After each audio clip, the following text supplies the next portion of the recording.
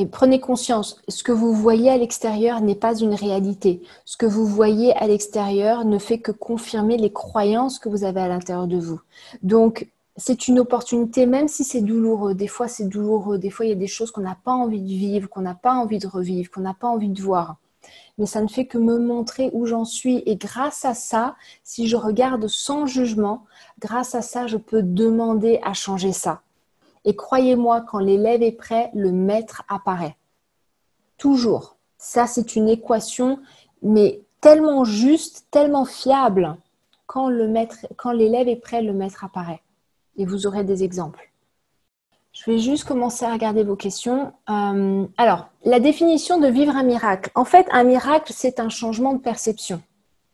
Tout simplement. Le miracle, c'est en fait...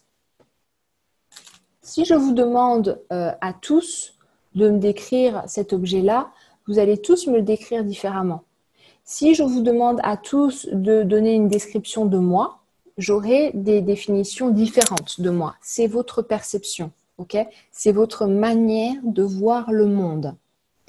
Donc, si je regarde le monde avec peur, ok? Avec peur, avec manque, quelque chose aujourd'hui qu'on entend beaucoup, c'est il n'y a plus d'opportunités, il n'y a plus d'argent, c'est la crise, c'est la maladie, il y a plein de choses qui vont bouger, ça va être terrible. Ça, c'est des choses que j'entends beaucoup. Les futures années vont être terribles, on va tous souffrir, l'économie va jamais reprendre. Donc forcément, si je perçois le monde avec ça, ok, ou si tout simplement dans votre enfance ou dans votre adolescence, vous avez eu un conflit avec une femme qui me ressemblait, par exemple, qui avait des traits physiques qui me ressemblaient, ben, naturellement, qu'est-ce que vous allez faire? Vous allez projeter sur moi et vous allez projeter sur la situation à l'extérieur par rapport à votre monde interne. Vous allez projeter une histoire qui est en cohérence avec ce qui est à l'intérieur. Et comme vous allez projeter ça à l'extérieur, vous allez percevoir le monde, ça va déclencher des émotions et vous allez percevoir le monde et vous allez vous comporter de manière à créer, de manière à justifier ou en tout cas à renforcer votre croyance de base. Donc par exemple, si vous avez été agressé ou si vous avez eu des conflits avec une femme qui me ressemblait, ben, c'est très simple. J'aurais beau être extrêmement gentil avec vous, vous continuerez à voir, vous continuerez à percevoir la femme qui vous a agressé dans votre enfance. Et j'aurais beau être un bonbon pour vous, que vous ne verrez pas l'amour, la tendresse, la compassion que j'ai pour vous. C'est là où en fait il y a besoin de juste dire ok, je ne sais pas exactement ce qui se passe. Maintenant, s'il vous plaît, univers, j'ai besoin d'aide. J'ai besoin, montrez-moi ce que je dois faire. Qu'est-ce que je lui reproche concrètement à cette femme-là? J'ai pas confiance en elle. Il y a un truc, souvent on dit ça, il y a un truc là, je sens que j'ai pas confiance en elle.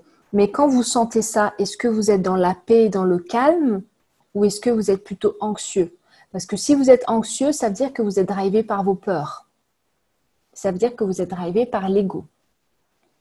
Alors que si vous êtes détendu et calme, là vous aurez les informations de ce que le cours en miracle appelle le Saint-Esprit, donc de vos guides, de votre maître interne, etc., etc. Quand vous avez des informations et que vous êtes dans de la peur, dans de l'angoisse, dans du stress, vous êtes drivé par votre ego.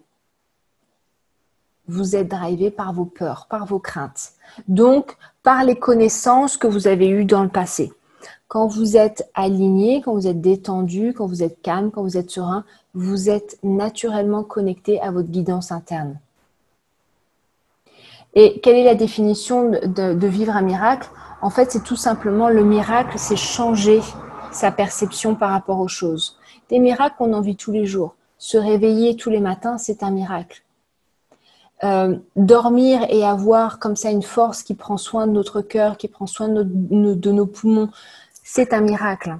Un enfant qui naît, c'est un miracle.